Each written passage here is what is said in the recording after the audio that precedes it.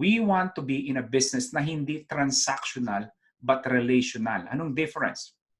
Transactional is like, okay, bumili sila ng product sa'yo and that's it. That's over. One time lang. Pag relational, meaning relationship, is they're gonna buy from you over and over and over again. And if you study the most successful businesses, that is their goal. Hindi yung one time lang, that's over. Because it is harder for you and me, for any entrepreneur, if our business is just one time.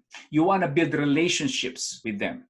And how are you going to do that? By giving them real, valuable, helpful products, whatever that may be. That is why in my business, when I was heavy in the Christian market, I have customers na lahat ng e-books na nirelease ko, binibili niya. Sometimes I don't need to sell anymore because they got so much value from my first product. Well, guess what? The second product, much easier to sell. Third, easier to sell.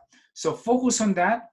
Remember, guys, whenever people buy information product, so ebook, video course, online courses, they are not after with the number of pages or a number of texts. They're after the value. So if your product, say ebook on how to grow a bonsai plant, they don't care how long or how short. Just tell me how to grow a bonsai plant. Think about it. When you buy a book on a national bookstore or in a traditional, you're not after like go to number of pages. Again, with what we do, hindi ito parang palengke. 5 kilo, 500 piso. 10 kilo, 1,000 piso. That's not how people decide. It's about results, not number of text or pages. Wait, before you go, do not forget to click that red subscribe button below.